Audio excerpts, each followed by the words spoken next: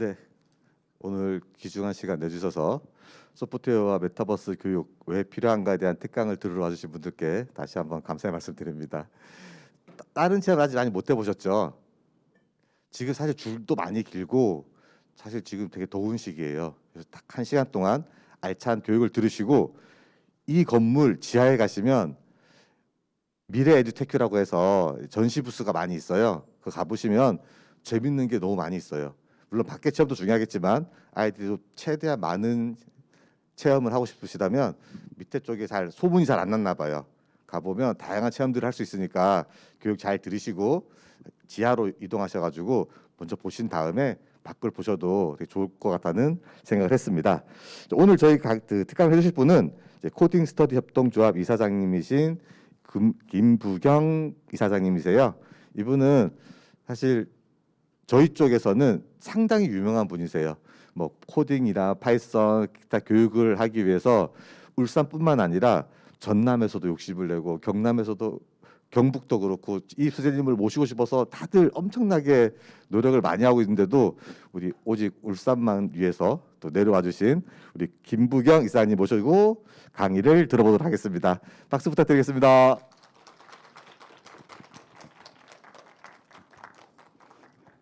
안녕하세요. 반갑습니다. 저 바로 시작하겠습니다. 1시간이 좀 촉박하긴 한데 얼른 시작하고요. 지금 이게 유튜브로 생중계로 나가고 있어서 바로 시작하도록 하겠습니다.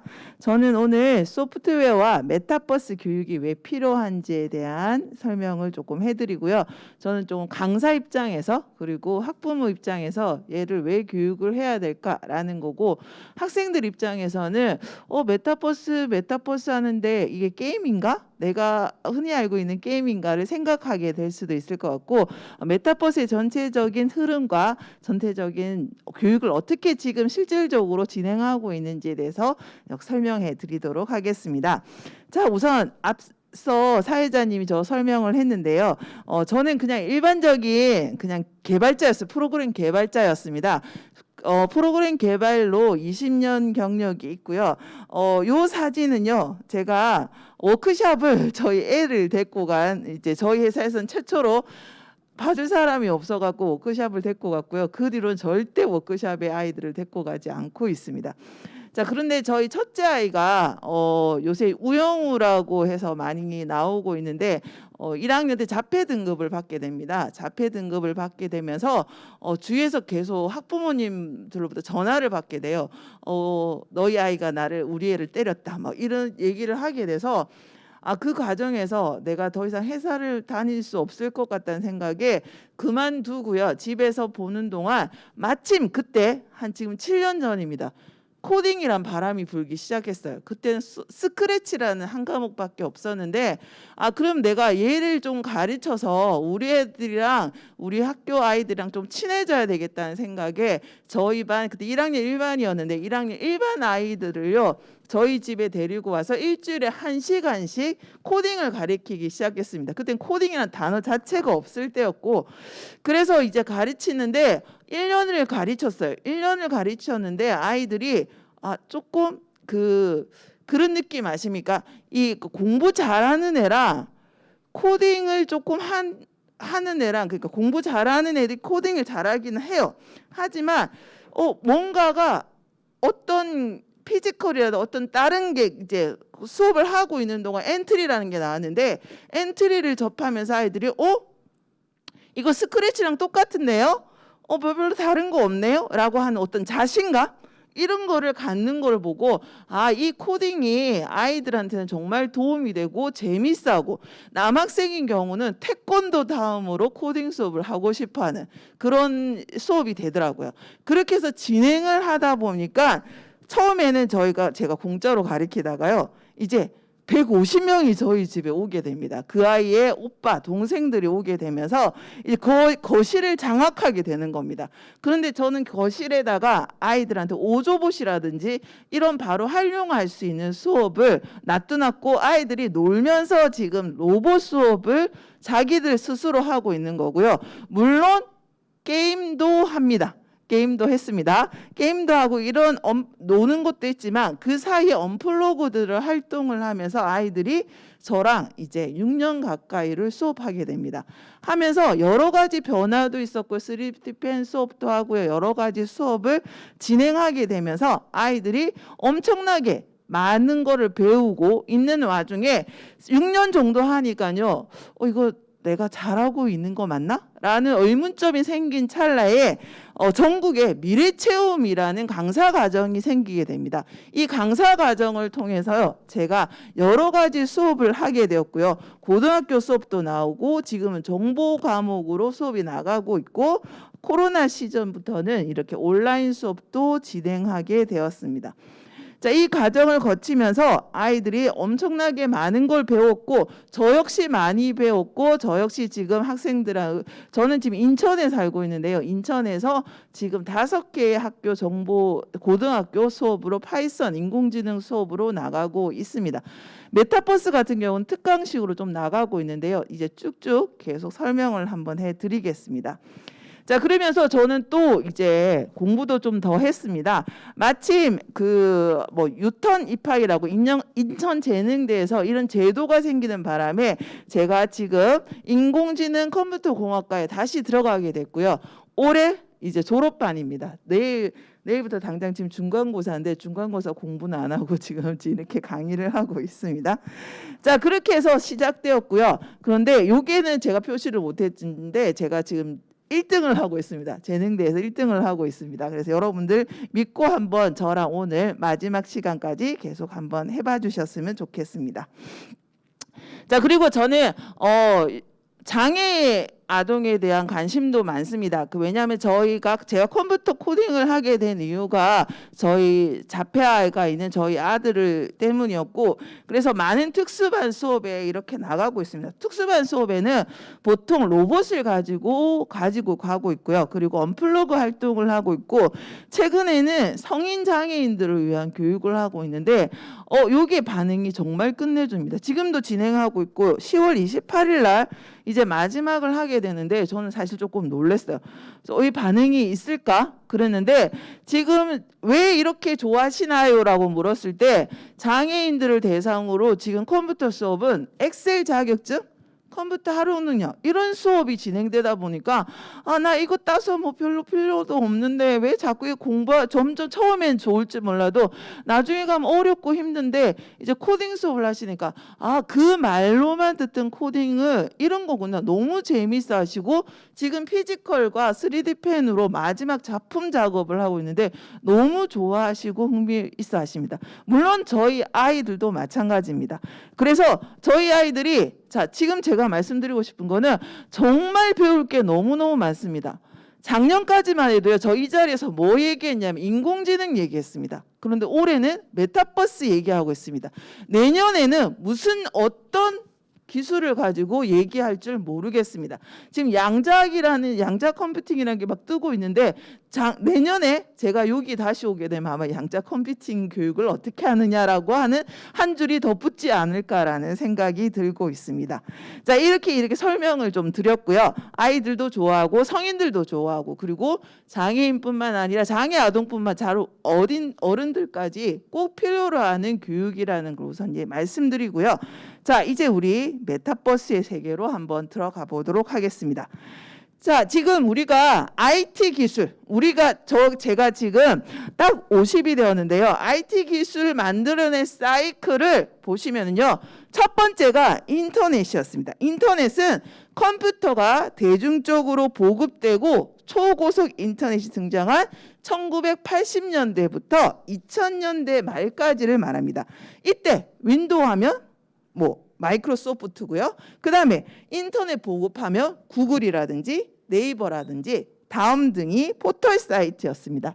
자, 두 번째 사이클은 이제 학생들도 아는 스마트폰과 스마트 미디어, 모바일 사이클 시대입니다. 이때 주도한 것은 애플이랑 구글입니다. 자, 지금 현재 시작되고 있는 세 번째 사이클입니다. 세 번째 사이클이 우리가 오늘 주제로 다루게 될 메타버스입니다. 자, 그러면 메타버스를 하기 위해서는 우리 학생들이 기본적으로 가져야 하는 7가지 기술이 있습니다.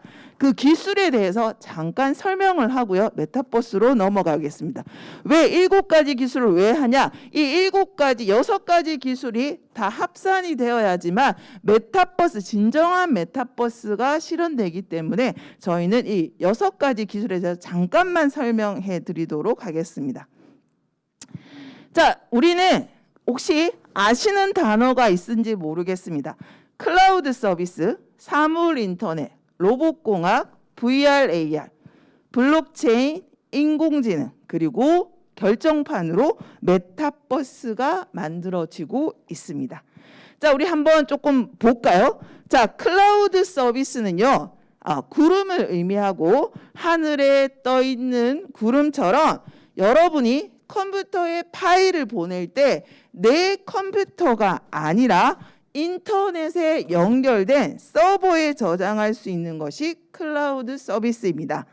자, 컴퓨팅 자원 없이 내가 필요할 때 필요한 만큼만 빌려다 쓰고요. 그만큼 빠르고 민첩하고 확장도 되고 축소도 가능합니다. 클라우드는 언제 어디서나 인터넷만 연결되어 있다면 모든 곳에서 사용할 수 있다는 장점이 있습니다. 여러분들이 아시는 넷플릭스, 유튜브, 토스, 쿠팡, 틱톡 등 현재 우리가 일상생활에서 쓰는 많은 애플리케이션들이 클라우드 위에서 돌아가고 있습니다. 자율주행차도 마찬가지입니다. 자율주행차도 실제로 움직이려면 명령어를 받아야 되는데 그것을 클라우드 서비스를 이용해서 받고 있습니다. 클라우드는 한마디로 말해서 도로 시스템과 비슷해서 딱 이렇게 깔려 있어야지만 나머지 기술들을 사용할 수 있게 됩니다. 자, 클라우드에 대해서 내가 좀 더 알고 싶다. 그러면은 잠시만요. 제가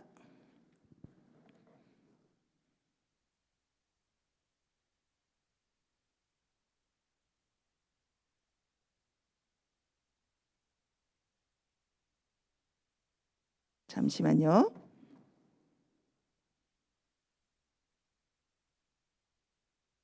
자, 여기 생활코딩이라는 사이트가 있습니다. 아마존 웹 서비스와 클라우드화라는 사이트가 있는데 엄청 쉽고 간편하게 여러분들을 조금 이쪽의 세계를 좀 인도해 줄 수 있는 사이트입니다. 학생들도 한번 봐주시면은 내가 클라우드 전문가, 기술 쪽에, 기반 쪽에, 하드웨어 쪽에 좀 관심이 있는 친구들은 이쪽 사이트를 보면서 약간 클라우드에 대한 생각을 조금, 지식을 조금 익혀 나가셨으면 좋겠습니다. 자, 이래서 클라우드가 있었고요. 우리 다시 볼까요? 잠시만요.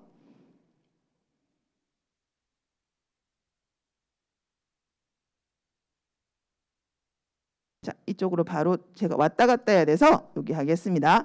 자, 그 다음에 우리가 사용되는 거는요, 어떤 것이 있냐면, 자, 클라우드 서비스는요, 제가 학교 수업을 가면은, 여러분도 아실지 모르겠지만 학교 상황이 너무너무 열악한 학교도 많습니다. 그런데 저희가 인공지능을 수업하고 파이썬을 수업하기 위해서는 학교 컴퓨터조차도 힘든 경우가 있는데, 이럴 때 클라우드 서비스를 사용해서 저희가 파이썬 수업을 코랩이라는 걸 통해서 사용하고 있습니다. 자, 두 번째는 사물 인터넷입니다. 자, 클라우드가 디지털 세계에 있는 것이라면은 현실 세계와 디지털 세계를 연결해 주는 기술이 사물 인터넷입니다. 이 두 개의 세계를 연결해 주는 게 사물 인터넷이고, 사물 인터넷 하면 가장 떠오르는 게 여러분이 지금 갖고 있는 스마트폰입니다.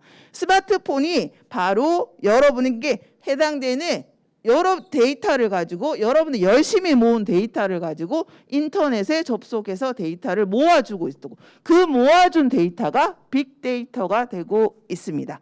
자, 우리가 실질적으로 소프트웨어 수업할 때는요, 이 사물 인터넷 수업을 많이 하게 됩니다. 우선 아두이노라든지 어썸봇이라든지 뭐 비트블럭 같은 교구를 사용해서 피지컬 수업을 하고 있습니다. 자, 저희가 어제 제가 미니 해커톤을 진행을 했었습니다. 미니 해커톤에서 저희가 어떤 수업을 어제 했었냐면요. 어제 바로 초등학생을 대상으로 이 자리에서 시상도 했었는데요. 사물 인턴에 대한 설명을 하고 실질적으로 피지컬 컴퓨팅으로 현실에서 사용되고 있는 여러 가지 상황들을 제시한 다음에요. 학생들과 같이 이렇게 교구들을 가지고요. 하나하나 센서들이 이런 센서는 이렇게 사용되고 있어. 입력 센서야 라는 거 하는 수업을 진행하면서 요걸로 가지고 여러분들이 뭘 만들 수 있을까를 상상하게 하고 그리고 어제 해커톤 대회를 진행하게 되었습니다. 버튼 센서를 사용한다든지 또 뒤에 가보시면은 이렇게 부저 같은 걸로 사용해서 우리가 출력을 어떻게 표현할 수 있는지로 만들고 있습니다. 자, 그리고 쭉 내려가 보시면은 여러 가지 초음파, LED 튜브 등을 사용해서 어제 수업을 진행하였고요.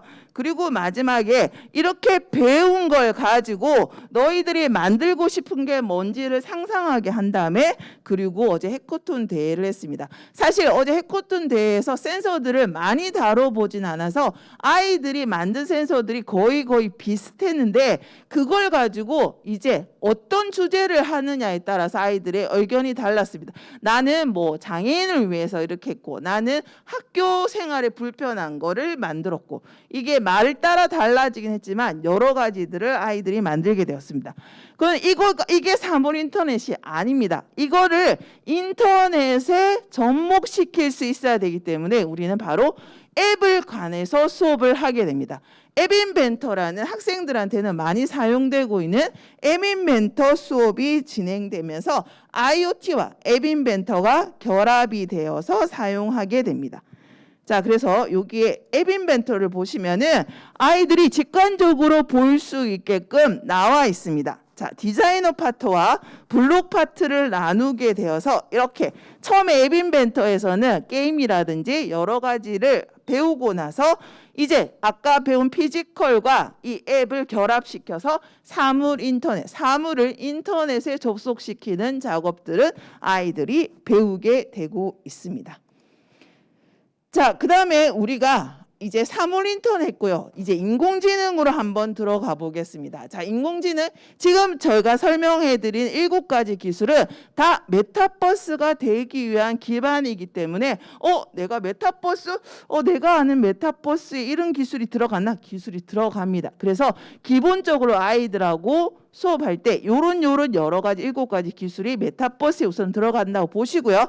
자, 이번엔 인공지능을 하겠습니다. 인공지능은 그냥 한마디로 디지털 세계의 가치를 업그레이드 해주는 기술입니다. 사물 인터넷을 통해서 데이터를 획득했고 그걸 어디에 집어넣냐면 클라우드 서비스에 집어넣고 이 데이터를 가지고 내가 원하는 모델을 만들어서 학습을 시키고 걔를 가지고 사용하게 되는 겁니다. 자, 이제 만약에 여러분들이 사물 인터넷을 통해서 뭐를 만들었냐면 우리 학생들이 제일 좋아하는 게 그겁니다. 자, 어제도 나온 문제였는데 집 문 앞에 초음파 센서를 통해서 누가 오면은 뿅뿅뿅뿅 소리가 나면서 내가 하고 있던 걸 중지하게 하는 걸 만들겠다는 의견이 나왔습니다. 그것이 인터넷으로 내한테 내 캠에 그 웹에다가 누가 왔는지 모르겠는데 누가 가까이 오면은 소리가 나겠다는 걸 만들다고 했습니다. 그까지는 이제 어제 우리가 배운 기술로는 가능했습니다. 그런데 엄마가 왔을 때는 더 큰 소리로 내고 싶은 거예요. 엄마가 오면은 뿅뿅이 더 화려하게 하고 싶은 거예요. 그러면 이 엄마인지 엄마가 아닌지를 어떤 기술로 알 수 있느냐? 그때 인공지능이 결합됩니다. 인공지능을 통해서 학습을 시킵니다. 이 사람은 엄마야, 엄마야, 엄마야. 데이터를 통해서. 이 사람은 내가 무시해도 되는 동생이야, 동생이야, 동생이야. 이렇게 하면서 그렇게 해서 지금 내가 엄마가 왔을 때는 좀 더 강력하게 할 수 있는. 그러면 지금 우리는 클라우드와 사물 인터넷과 인공지능이 결합된 걸로 작품을 낼 수 있게 되고 발표도 할 수 있게 되고 만들 수 있게 됩니다. 그만큼 지금 현재 우리 교육과정에서는 지금 그까지 와 있습니다. 인공지능까지. 그래서 아이들이 엔트리를 통해서 인공지능을 배우고요. 고등학교에 들어가면은 파이썬이라는 것으로 인공지능을 배우게 됩니다. 자, 인공지능 저는 조금 할 말이 있습니다. 이 인공지능이 교육과정에 들어온 지 얼마 안 됐고 저희도 지금 엄청 몇 번의 단계를 거치게 되었습니다. 그래서 파이썬으로 가르치면 되네? 그럼 파이썬 기초만 하면 되겠네? 파이썬으로 인공지능이 만들 수 있도록 모듈이 다 되어 있습니다. 그러면 저희는 열심히 타자를 치면 되는데 안의 원리를 하나도 모르는 겁니다. 학생들이. 우리는 열심히 기술만 가르친 겁니다. 그래서 인공지능이 대체 어떻게 돌아가는지부터 다시 가르쳐야 되겠다는 생각에 인공지능 수학이 도입되기 시작합니다. 올해부터 인공지능 수학 과목이 나와 있고 만약에 학생들한테 여러분들이 요새 인공지능을 해야지 돈벌이도 되고 공부도 되고 대학도 갈 수 있대 라고 하신다면은 파이썬보다는 인공지능 수학을 먼저 가르쳐야 되지 않을까라는 생각이 듭니다. 인공지능 수학이 그렇게 어려운 선형대수학, 말은 어렵지만 우리는 포기했습니다. 하지만 우리 지금 학생들은 엄청 쉽게, 우리는 어렵게 배웠고 쉽게 배울 수 있으며 인공지능 수학을 배운 다음에 파이썬 기초를 배우고 그리고 인공지능 수업으로 들어가면은 좋을 거라는 생각이 듭니다. 자, 이제 세 가지를 배웠습니다. 이제 블록체인을 한번 볼까요?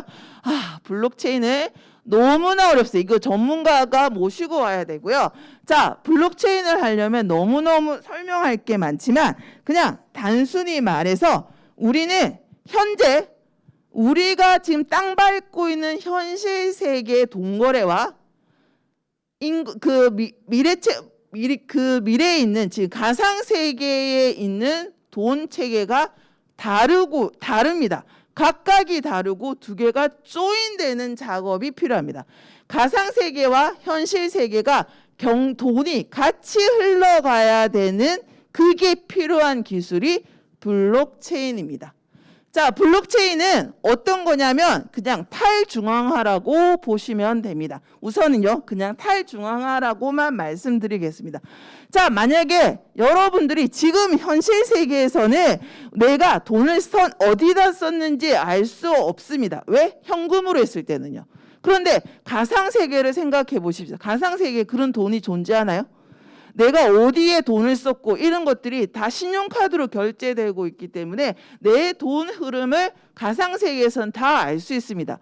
자, 그래서 어떤 사람이 내가 돈 쓴 거를 지금 현실 세계 현금처럼 추적하지 못하게 하고 싶어 라고 해서 만들어진 게 전자화폐고 비트코인이고 그거에 기반이 된 게 블록체인입니다. 자, 그러면 좋아요. 내 돈이 어디에 어떻게 썼는지 알 수 없는 건 좋아요. 그래서 그걸 탈중앙화라고 하는데 그러면 내가 돈을 쓰고 안 쓴지를 어떻게 이 돈이 진짜인지 가짜인지를 누가 관리해 줄 거냐는 거예요. 지금은 은행에서 관리해 주지만 그렇게 중앙화가 은행이 없어진다면 대체 누가 그걸 관리해 줄 거냐? 그러면 우리끼리 관리하겠다는 겁니다. 우리끼리 블록체인 프로그램을 깐 사람들끼리 우리끼리 다 그 데이터를 다 공유합니다. 거래된 데이터를 다 공유하고 그 거래된 데이터를 다 10분마다 관리를 해서 맞는지 안 맞는지를 누군가가 빨리 발견해서 이거 맞나요? 라고 투표를 걸었을 때 다른 나머지 사람들이 맞아 잘했어 라고 해서 그러면 그거를 우리의 체인으로 묶겠어 라고 하는 게 블록체인이고 이때 사용되는 게 블록체인 기술과 NFT 거기에다가 우리가 부동산 등기처럼 내 작품에 대해서는 이 돈은 내 거야. 지금 현실 세계에서 1,000원은 이 친구 1,000원과 제 1,000원은 똑같습니다. 교환해도 돼요. 근데 블록체인에서는 아니야. 무조건 돈에도 내 거라는 증명이 필요해 라고 하는 것이 NFT 개념입니다. 자, 그래서 블록체인과 이 NFT, 왜 메타버스의 블록체인이 중요하냐? 메타버스는 현실 세계와 가상 세계가 결합되어 있는 곳입니다. 그러면 그 두 군데의 경제가 같이 돌아가야 되기 때문에 블록체인과 NFT 개념이 꼭 들어갈 수밖에 없게 됩니다. 그래서 지금 대학교 과정에서 블록체인과도 생기고요. 고등학교 특화된 곳에서도 블록체인과도 생긴 과도 있다고 들었습니다. 자, 그래서 저도 지금 대학교를 다니고 있는데 블록체인을 배우고 있지만 이게 경제 개념이 없으니까요. 저는 제가 이 장부도 안 하거든요. 가계부도 한번 안 적었는데 이 블록체인 개념을 이해한다는 게 너무 어렵지만 지금 우리가 만약에 선생님 저 이 과정 중에 뭐가 돈이 될까요? 뭐를 진짜 배워야지 제가 떼부자가 될 수 있을까요?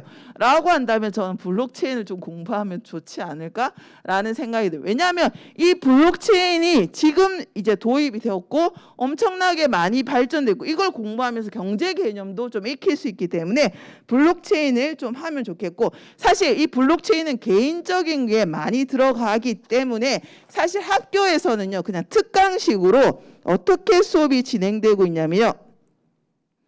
자, 수업이 이렇게 진행되고 있습니다. 제가 실질적으로 수업을 한 거를 보여드리면 실질적으로 그냥 NFT에 대한 설명, 사진이 하나도 안 나오네요. 자, NFT에 대한 개념을 설명하고요. NFT가 뭐다라고 해서 혹시 아십니까? 그 이미지 뭐 몇 억짜리 팔렸다는 거 그런 것처럼 여러분들이 만든 이미지를 가지고 지금 하나도 안 보이네요. 이런 걸 가지고 파이썬으로 구현할 수 있게 만들어 주고 있습니다. 자, 이런 작업까지 우리가 지금 그냥 체험으로 정규 수업은 못 들어가고요. 특강식으로 NFT와 블록체인을 우리가 파이썬 수업으로 그냥 특강식으로 한 2시간 수업으로 현실은 진행되고 있습니다.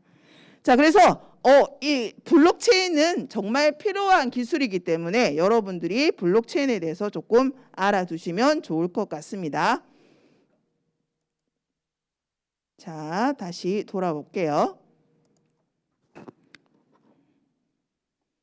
제자리에 누가 휴대폰을 놔두놨는데 진동이 막 울리고 있습니다.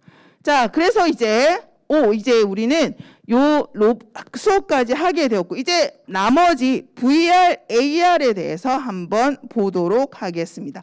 VR, AR은요 그냥 우리가 여러분 잘 알고 있는 이런 겁니다.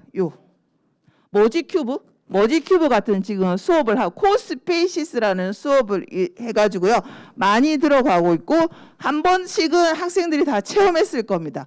이 카드 보드를 가지고 가상 세계 이렇게 구경하는 거 이런 수업을 진행하고 있고요. 얘를 가지고 우리는 메타버스라는 개념으로 사실 들어가기도 하고요. 아니면 VR, AR 체험이라고 지금 밖에서도 엄청 많이 하고 있을 겁니다. 실제로 학교 수업에서도요. 코스페이시스라든지 게더타운으로 수업을 하고 있는데 게더타운은 조금 학교에서 조금 요청을 안 하고 코스페이시스라는 수업으로 우리가 하고 있습니다. 이것도 제가 지난주에 울산의 선생님들 대상으로 수업을 했는데요. 이것도 잠깐 PPT 잠깐 보여드리면요. 여기에 있습니다. 자, 그래서 선생님들 대상으로 수업을 했기 때문에 학생들 가입하는 법 이런 것들을 배웠고요. 다음에 얘를 어떻게 만드는지 작동하는지라는 것도 배우고 이제 이걸 가지고 가상현실, 증강현실을 어떻게 만드는지 등을도 이렇게 하나씩 배워가는 과정을 실질적으로 학교에서도 한 4차시 정도로 수업을 진행하고 있습니다.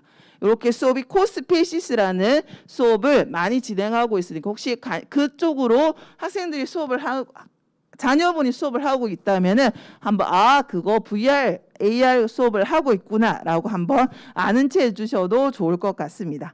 자, 그리고 이제 우리 로봇공학입니다. 로봇공학도요. 실질적으로 우리가 수업은 그냥 특강식으로 조금 진행하고 있습니다.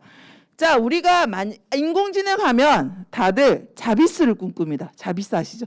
자, 로봇공학 하면요. 휴머노이드, 사람 같은 로봇을 꿈꾸고 있습니다. 하지만 실질적으로 지금 로봇은 그렇게까지 진도를 못 나가고 있습니다. 그냥 한 가지 기능을 가지고 우리 지금 식당에서 많이 사용하는 것처럼 한 가지 기술을 가지고 우리한테 생활에 접목하는 로봇 단계 있고 앞으로 많이 발전될 거라고 앞으로 많이 발전해야 된다고 생각하고 있고 이거는 저희가 로봇공학은 오조봇이라든지 알버트라든지 미리 만들어져 있는 사족 보행이라든지 아니면 바퀴가 달려있는 로봇을 통해서 이런 게 로봇이야 라고 아이들하고 체험 수업을 하고 있고요. 그런데 이런 경우도 있습니다. 우리 애들한테 로봇을 만들어주는 수업을 해보고 싶어 라고 했을 때 저희가 수업을 하는 것들이 보통은 로봇에 대해 설명을 하고요. 뭐 적외선 센서를 이용해서 로봇 움직이게 한다든지 한 보통 15,000원대 이런 교구를 들고 가서 아이들한테 한 2시간씩 로봇이 뭐야, 로봇이 이런 거야, 로봇의 원리는 이런 거야 라고 설명한 다음에 조립을 통해서 내가 직접 로봇을 한번 만들어 보는 그런 체험 수업을 많이 하고 있고, 아니면은 기존에 만들어져 있는 수업으로 하게 됩니다. 그래서 여러분들도 아마 오조봇이라든지 이런 알버트라든지 이런 것들을 한 번씩 체험을 통해서 경험해 봤을 거라고 생각합니다. 자, 이런 기술들이 다 융합이 된 것이 메타버스입니다. 이제 드디어 이제 메타버스에 들어왔는데 이론적인 전체적인 설명은 조금 끝났다고 보시면, 이런 기술들이 융합된 것이 메타버스라고 보시면 됩니다. 자, 그러면 우리가 메타버스에 대해서 잠깐 하면요, 메타버스에 대한 정의, 메타버스가 대체 뭐야? 라고 하는 게 사실 아직까지는 확립되지 않고 있습니다. 왜냐하면요, 이제 막 시작되었습니다. 여러분 오늘 체험장 밖에 나가서 보십시오. 이게 오늘 제 강의를 듣고 나서 이게 메타버스야? 이게 메타버스야? 이게 메타버스인가? 조금 혼선이 될 수 있어요. 이게 뭐지? 이게 메타버스라고? 그렇게 보시면은 아직까지는 우리나라에는 메타버스를 완전 체계적으로 만들지는 않았다고 보시면 됩니다. 자, 메타버스를 어떤 사람들은 로블록스라고 얘기합니다. 그러면은 그 메타버스 그 로봇 게임이네, 애들이 하는 게임 아니야? 라고 얘기하시는 분들도 있고, 어떤 분들은 메타버스는 모르겠는데 그냥 일상적으로 쓰고 있어요 라고 하는 것이 있습니다. 우리가 체험하는 거에 따라서 메타버스라는 개념이 달라지고 있습니다. 자, 그러면 우리 메타버스에 대해서 정의부터 한번 내려보도록 하겠습니다. 아마 이 문구는 다 보셨을 겁니다. 메타는 가상, 초월을 의미하고요. 버스는 우리가 타는 버스가 아니라고 항상 강사분들이 얘기합니다. 우주 세계를 말하는 유니버스를 얘기해서 이 두 개가 합쳐진 가상 세계, 초월 세계라고 말하고 있습니다. 자, 책이나 영화에서도 나오고 있습니다. 스노클렛이라든지 레드 플레이어 원 같은 것들을 보면 우리가 메타버스라 얘기하고 홍보하고 보고 있습니다. 자, 이 영화를 보고 나면은 메타버스를 이렇게 정의합니다. 메타버스는 가상세계야. 가상세계야. 메타버스는 완벽하게 현실과 분리된 가상세계라고 착각하게 됩니다. 아바타가 꼭 나와야 되고 완벽한 3D 세상이 있어야 된다고 착각하게 됩니다. 자, 그런데 지금 부스에 한번 나가 보십시오. 그런 건가요? 메타버스가 그렇게 되어 있나요? 그렇지 않습니다.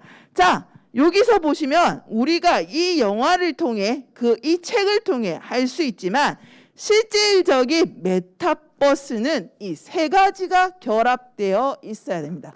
현실 세계와 실감 기술과 가상 세계가 결합된 것이 메타버스입니다.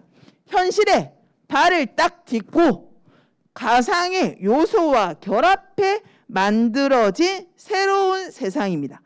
자, 우리가 여기 현실 세계와 가상 세계 좀 알겠는데, 실감 기술이 뭐냐? 실감 기술은 가상 요소를 극한으로 끌어올리기 위해서 구현되는 기술이고, 그래픽 기술, 통신 기술도 이 실감 기술에 포함이 되고 있습니다. 요즘 많이 얘기하는 메타버스 기술이라고 하시면 이 메타버스의 실감 기술을 말하는구나 생각하시고, 그냥 우리가 딱 생각하기에 하드웨어적인 부분이겠구나 라고 생각해 주시면 됩니다. 이런 실감 기술도 필요하지만 이를 매개로 현실 세계와 소통하며 제3의 세계를 만들어내 가상 세계가 필요합니다. 지금 요즘 말하는 메타버스 콘텐츠, 메타버스 서비스라는 단어가 나오시면은 얘 가상 세계를 말하는구나 라고 생각하시면 되고, 이게 여러분들이 생각하시는 게임이라든지 SNS가 될 수 있습니다. SNS가 메타버스라고요? 그건 뒤에서 잠깐만 보시면은 알 수 있을 것 같습니다. 자, 메타버스의 3요소는 현실 세계, 가상 세계, 실감 기술. 우리가 지금 살고 있는 현실 세계와 컴퓨터 그래픽으로 구현된 가상 세계, 그리고 이 두 세계를 융합하는 실감 기술을 통틀어서 메타버스라고 얘기하고 있습니다. 가상 세계는 그냥 말 그대로 가상 세계입니다. 물리적인 제약도 없고 모습의 제약도 없습니다. 여러 유형의 메타버스 플랫폼, 여러분이 알고 있는 로블록스, 제페토, 포트나이트, 마인크래프트를 통해서 이미 구현이 된 상태입니다. 실감 기술과 가상 기술만큼 중요한 건 또 현실 세계입니다. 자, 지금 현재 유튜버가 만들어져 있는데 여러분이 콘텐츠를 만들지 않으면 유튜브가 아무 의미가 없듯이 이 현실 세계에서 이 메타버스 가상 세계를 연결할 수 있는 콘텐츠를 만드는 것은 현실 세계에서의 일입니다. 그래서 유튜브를 생각하시면 메타버스도 내가 계속 뭔가를 만들어내야지만 얘가 현실 세계, 가상 세계, 실감 기술 합쳐진 메타버스 세상이 완벽하게 구현이 된다고 보시면 됩니다. 자, 그러면 메타버스에서도 현실 세계에서 필요한 것처럼 세 가지가 꼭 필요합니다. 커뮤니티, 항상성, 경제 활동입니다. 저도 부산 출신이거든요. 이 항상성이 정말 발음하기 힘들어서 힘든데, 자, 그래서 첫 번째는 커뮤니티가 구성되어야 됩니다. 현실처럼 사람이 모이고 교류하면서 직접 가치를 만들어내야 됩니다. 그래서 커뮤니티가 만들어져야지만 메타버스 사회도 지속이 가능해집니다. 두 번째는 항상성입니다. 항상성은 뭐냐면 여러분이 자고 있어도 수업을 듣고 있어도 메타버스 세계는 돌아가야 합니다. 돌아가야지만 얘가 항상성이 되면서 메타버스가 이루어지게 됩니다.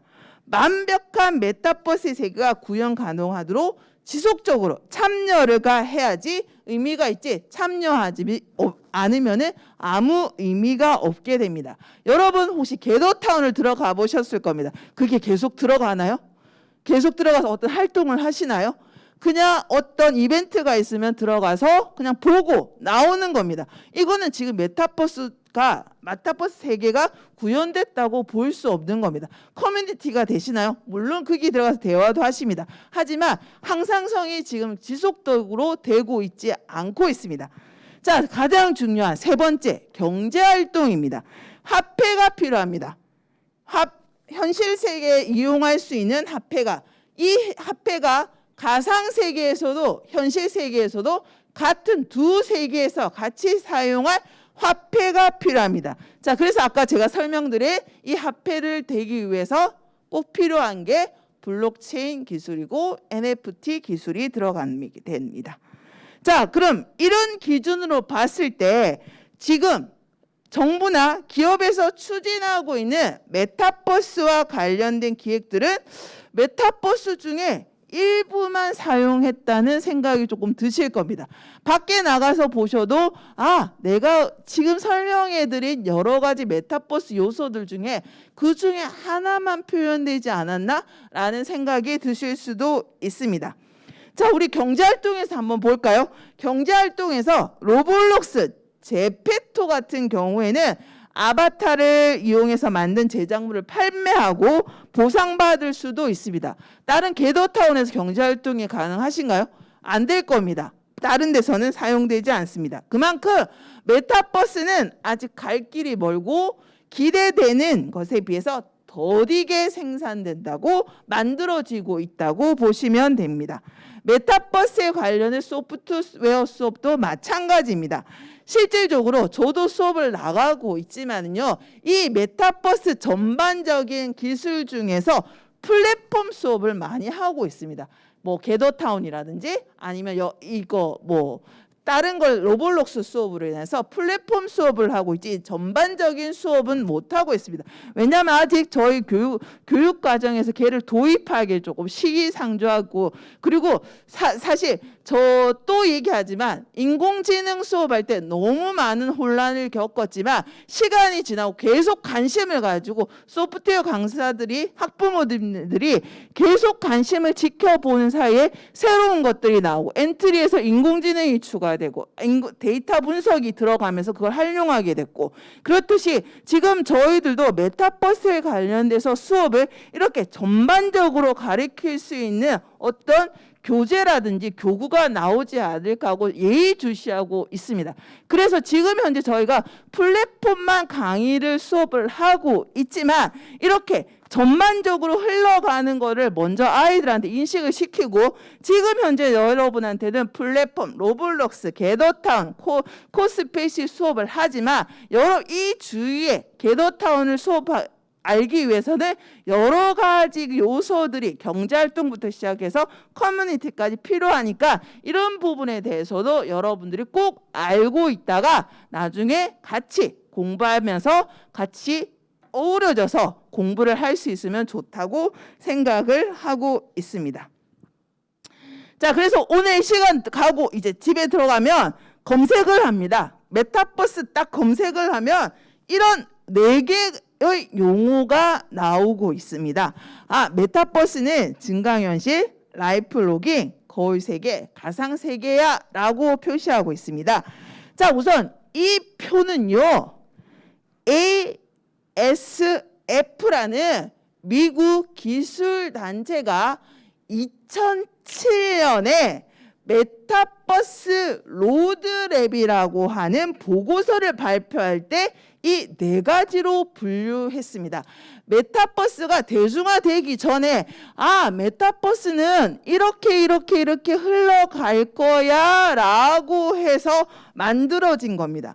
그래서 모든 지금 교과 과정들이 이렇게 4가지로 구분되어서 만들어지고 있습니다. 잠시만요.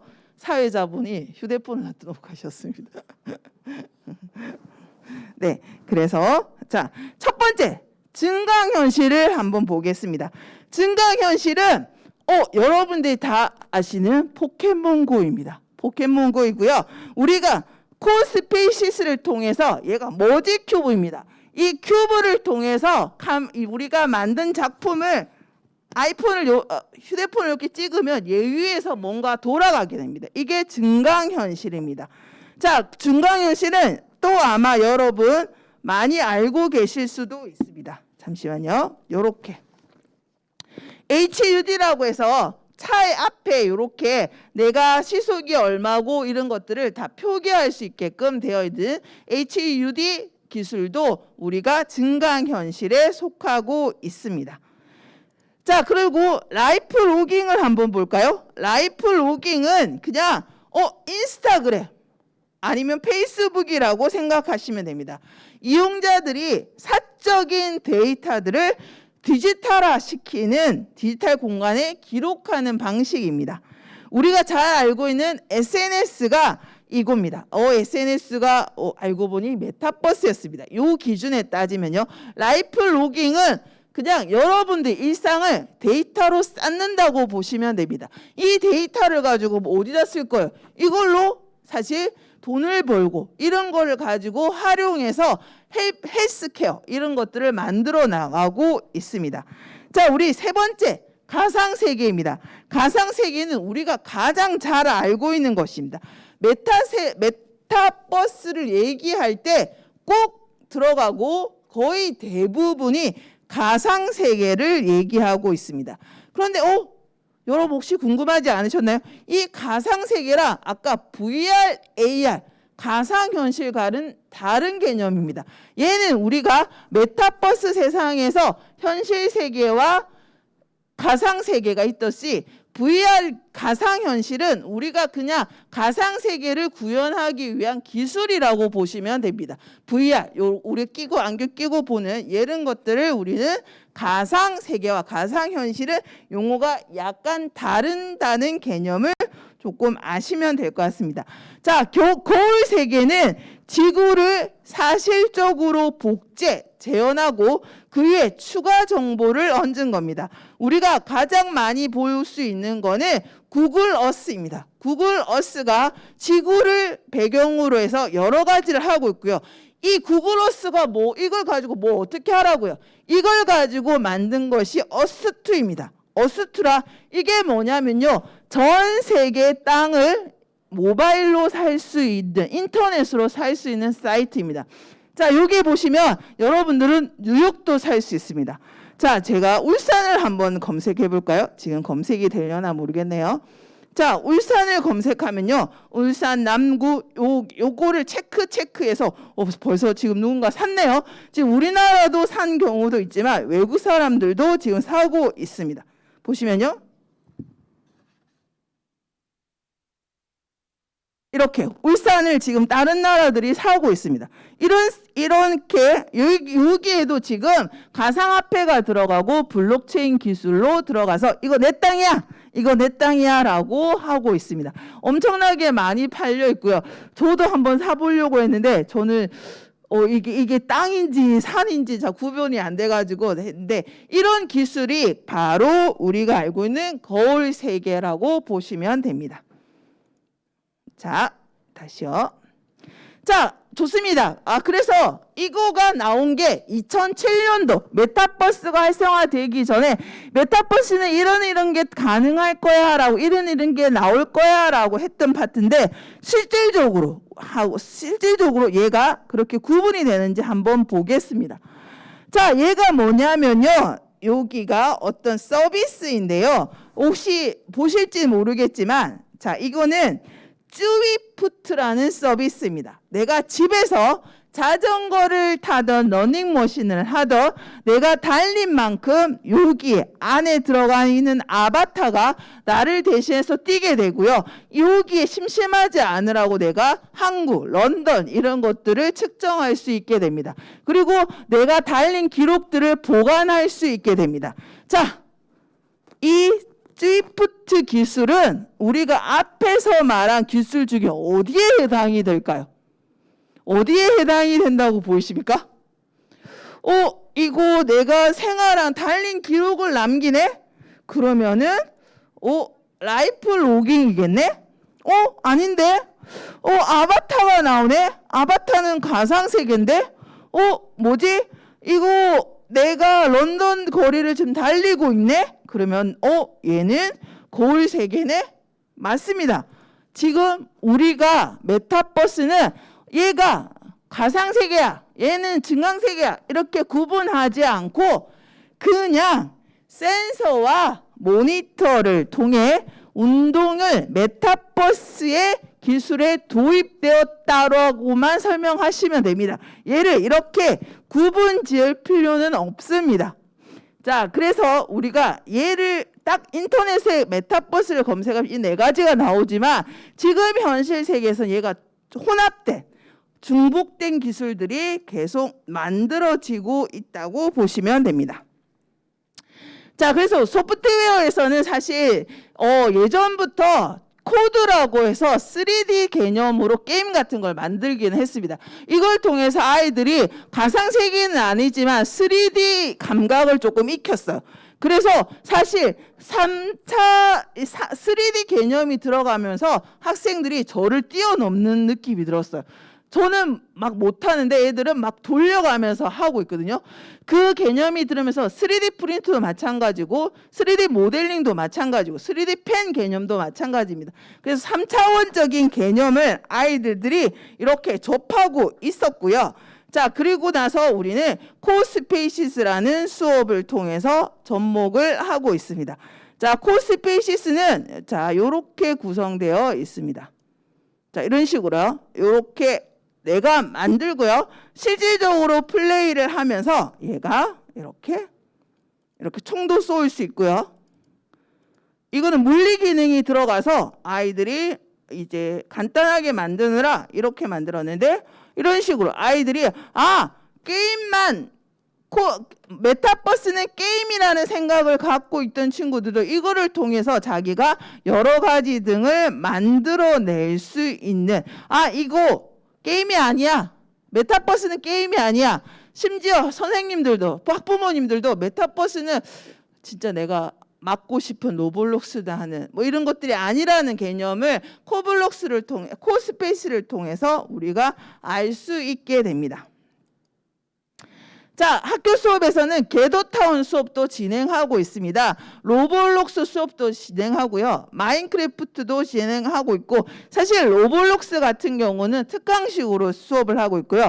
겟더타운은 방과후 수업이라든지 이런 것을 통해서 많이 실행하고 있게 됩니다. 자, 이것도 우리 아까 보였듯이 여러 가지 수업을 진행하고 있고요. 자, 하고 있습니다. 자, 겟더타운은 제가 요는데 한참 너무 시간이 많이 걸려서 우선 패스하도록 하겠습니다. 자, 이렇게 된 다음에 또 이거는 보시면요. 실질적으로 이거는 돈 주고 배우는 과정인데요. 거의 보시면 우리가 플랫폼 수업을 많이 하고 있다고 보시면 됩니다. 오브젝트는 어떻게 갖고 오고 방은 어떻게 꾸미고 내 구역을 어떻게 꾸밀지, 어떻게 아이들을 만들지, 어떻게 모델을 가지고 뭐 오브젝트를 들고 올지 이런 것들을 하게 되고요. 심지어 코스피시스에서는 내가 3D로 만든 팅커캐드나 이런 것들로 만든 3D 모델링한 거를 불러다 들여서 내가 가지고 올 수 있습니다. 그래서 3D 수업과 같이 병행해서 많이 하고 있게 됩니다. 자, 지금 보시면 모두 우리가 수업하고 있는 콘텐츠, 플랫폼 수업을 많이 하고 있고, 겟더타운, 로블록스, 제페토, 마인크래프트 모두 메타버스 월드 만드는 데만 사실 치중하고 있게 됩니다. 자, 그래서 이런 식으로 수업을 하고 있는데, 자, 이제 우리 조금 봐야 되는 게, 그래서 겟더타운 같은 경우는 만들기 전에요, 학생들하고 미리 만들어져 있는 뭐 울산교육청 아니면 뭐 코카콜라 이런 데 들어가서 만들기를 하고 있는데, 자, 제가 다음 장면은 뭐냐면요. 자, 이겁니다. 이거는 뭐냐면요. 자, 제가 고등학교 수업에 아이들한테 겟더타운에 들어가서 좀 놀아봐 라고 했더니, 들어갈 때 너희 이름을 숨겨, 너희 이름을 숨겨, 이거는 그냥 너희들이 하는 거야 라고 했습니다. 그랬더니 이러고 놉니다. 이름도 이상하게 짓고요. 대화 내용도 점점 이제 거칠어지고, 아이들이 막 욕도 하게 되면서 내 이름이 들어간 게 아니니까요. 들어가서 욕도 하고 싸우고, 나중에는 서로 얼굴도 공개되거든요. 카메라를 켜면 너 얼굴 켜봐, 너 몇 살이야, 너 누구니, 뭐 이렇게 하고요. 제 같은 경우는 이쁜 뭐 아이디를 이쁘게 들어가면 너 여자니, 뭐 이렇게도 얘기를 하기도 합니다. 자, 그래서 저는요, 사실 이 겟더타운도 좋아요. 그런데 이 윤리 교육이 조금 진행돼야, 내가 가명으로 들어가 개인정보를 감추기 위해서 들어갔더니 아이들이 자기 마음대로 하고 있습니다. 자, 이거는 제가 정규 수업 때 아이들한테 한번 놀아봐, 겟더타운 세상이, 수업하기 전에 겟더타운 세상이 이런 거야, 한번 너희들도 이런 거 만들어봐 라고 했는데 아이들이 이 짓을 하고 있는 겁니다. 자, 그래서 물론 착한 애들도 있습니다. 그래서 제가, 그리고 더 무서웠던 거는 이거 너무 재밌네, 저녁에 다시 만나자 이렇게 하는 겁니다. 제가 있는데도, 제가 수업 시간에 하는데도 이 정도인데, 저녁에 만나면 어떻게 할까, 그래서 절대 만나지 마, 못 만나 라고 했지만 그 뒤로는 제가 알 수 없는 거죠. 그죠? 그렇게 해서 겟더타운이 내가 아바타를 통해서 들어가니까 학생들이 이렇게 의미 없이 좀 이상하게 이렇게 활동하는 것도 있더라는 겁니다. 그래서 제발 우리가 겟더타운을 하기 전에, 겟더타운이 도입되기 전에 윤리교육부터 꼭 실행되어야지 된다고 생각을 합니다. 안 그러면 정말 진짜 자기 이름으로 들어가든지 너희 이름에 책임을 져 라고 하는 것이 됩니다. 자, 지금 우리가 여러 가지 플랫폼에 대해서 배워봤습니다. 지금 4분밖에 안 남았네. 5분밖에 안 남았네요. 자, 그래도 조금 해볼게요. 자, 플랫폼에는 우리가 이런 공통점이 있어야지 또 완전한 메타버스라고 생각하고 있습니다. 뭐냐면요, 오픈월드입니다. 오픈월드가 뭐냐? 오픈 월드는 그냥 정해진 길, 너 일로 가, 너 이렇게 가봐 라고 하는 게 아니라 사용자가 그냥 들어가서 여기도 가봤다가 이 세계도 가봤다가 저 세계로 가보는 이런 월드가 구축이 되어 있어야 한답니다. 마인크래프트는 전체 월드를 다 합치면은 36억 제곱킬로미터가 된다고 합니다. 자, 우리 지구가 5억 제곱킬로미터라고 하면은 이 마인크래프트 세상에 들어가는 순간 그 지구의 몇 배를 체험할 수 있고 들어갈 수 있습니다. 이게 뭐냐면 오픈월드입니다. 이 여기에서 여러분들은 광물도 캐고 성도 쌓고 무기도 만들고 하고 있습니다. 포토나이프 같은 경우는 거대하진 않지만 계속 적을 물리치면서 전투를 하고 있습니다. 그러니까 누군가 시키지 않은 이 딱 형식이 있는 것이 아니라 내가 들어가서 자유롭게 여기저기를 갈 수 있는 오픈 월드가 플랫폼의 특징, 메타버스 플랫폼의 특징이라고 볼 수 있습니다.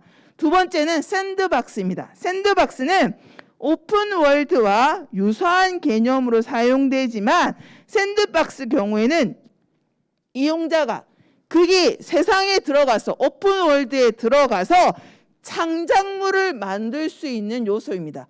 이 창작물을 만들 수 있는 요소 때문에 이것이 돈이 되고 아이들이 내가 컴퓨터만 잘한다고 돈을 버는 게 아니고 이 세계에 빠지는 것이 아니라 창작을 할 수 있음으로써 내가 아바타 꾸밀 수 있는 것, 아바타 액세서리라든지 이런 것들을 막 꾸밀 수가 있습니다. 로블록스에서는 로블록스 스튜디오가 제공하고 있고요. 제페토에서는 빌드잇이라는 기능이 있습니다.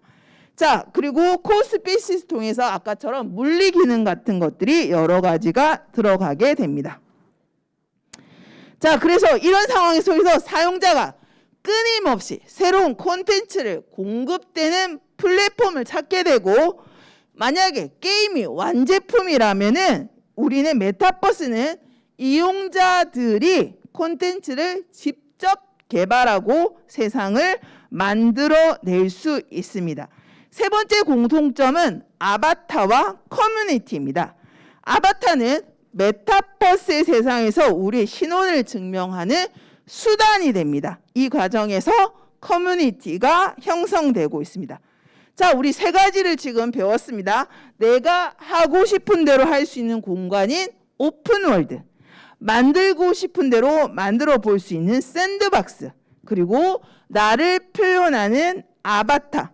이 세 요소는 메타버스 플랫폼에서 사회, 문화, 경제활동 모두 가능한 진짜 가상 하나의 세상을 만들어 줄 것입니다. 자, 네 번째로 크리에이터 이코노미입니다. 얘를 통해 메타버스 경제 시스템이 구현되고 있습니다. 지금 경제라는 말이 몇 번 반복되었습니다.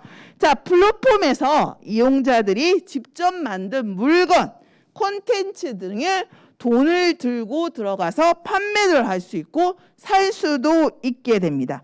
이용자들이 재밌게 만든 게임 같은 거를 플랫폼 콘텐츠가 되어서 얘가 수익을 올릴 수도 있고요.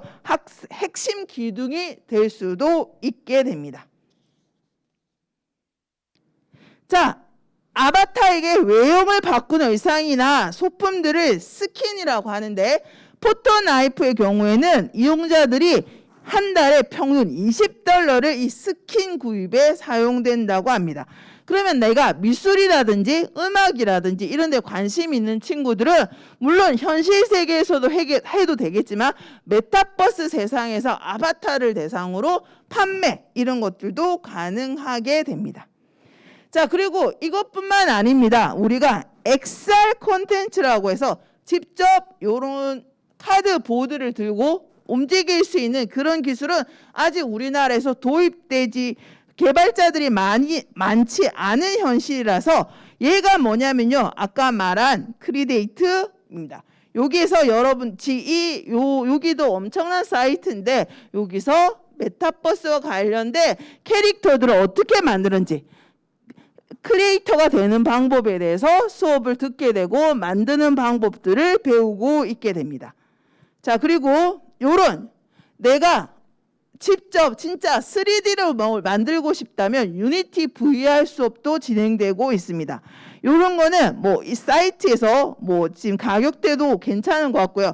이런 것도 학생들이 한번 배워보면요, 내가 게임을 만들듯이 아이들이 이거를 만들어 보면서 메타버스 플랫폼 세상을 접하게 될 수도 있게 됩니다.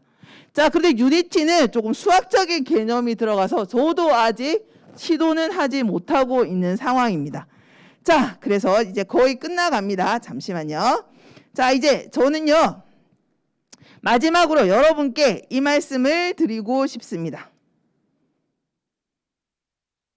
우리가 소프트웨어를 배우는 이유는요, 문제 해결 능력을 키우는 겁니다. 어떤 문제가 두어졌을 때 그거를 연필로 풀어도 됩니다. 뭐 도끼로 풀어도 됩니다. 그리고 볼펜으로 풀어도 됩니다. 그런데 그 문제를 혹시 컴퓨터로 풀 수 있다면은 그것을 미리 만들어져 있는 엑셀로 푸셔도 되고요. 이거 엑셀로 표현이 안 되네? 그러면 내가 프로그램을 만드셔도 됩니다. 자, 그러면 또 AI를 통해서 문제 해결 능력을 키우라고 합니다. 어떤 문제가 주어졌을 때 소프트웨어로 풀다가 이거는 AI로 풀면은 잘 해결될 거라고 생각이 들면은 AI한테 일을 시켜서 문제를 효율적으로 푸시면 됩니다. 물론 시중에 나와 있는 AI 기술을 사용하셔도 되고요. 내가 AI 모델을 만드셔도 됩니다. 자, 마지막으로 지금 앞으로 어떤 새로운 기술이 들어올지 모릅니다. 그 기술을 우리 학생들이 여러분들이 배우는 이유는 어떤 문제가 주어졌을 때 그 문제의 기본적인 원리를 이해하고 그걸 도구를 어떤 걸 사용해서 여러분들이 그 문제를 해결할 수 있는 능력을 키우고자 합니다. 그게 메타버스가 될지 양자 컴퓨팅이 될지 또 다른 새로운 기술이 될지는 모르겠습니다. 자, 우리가 지금 4차 산업 시대에 들어온 이상 여러 가지를 배워야, 영어뿐만 아니라 국어뿐만 아니라 수학뿐만 아니라 여러 가지를 배워야 되지만 우리 이 컴퓨팅, 메타버스, 소프트웨어 많은 관심을 가져주시고 바라봐 주셨으면 좋겠습니다. 여러분 감사합니다. 긴 시간 들여주셔서 감사합니다.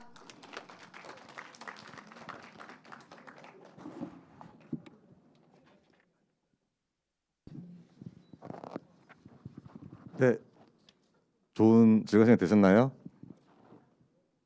여러분들 지금 휴대폰 다 갖고 계시죠? 휴대폰을 꺼내시고요. 검색창에 2022 울산 과학 뭐죠? 생각이 안 나요. 울산 과학 융합 축전.kr을 쳐주세요. 주소창에다가.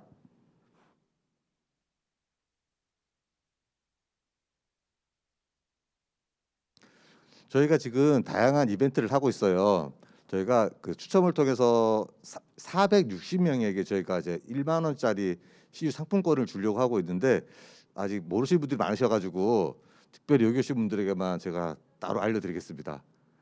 두 가지 이벤트가 있는데요. 다양한 이벤트가 있어요. 근데 지금 공지사항에 가시잖아요.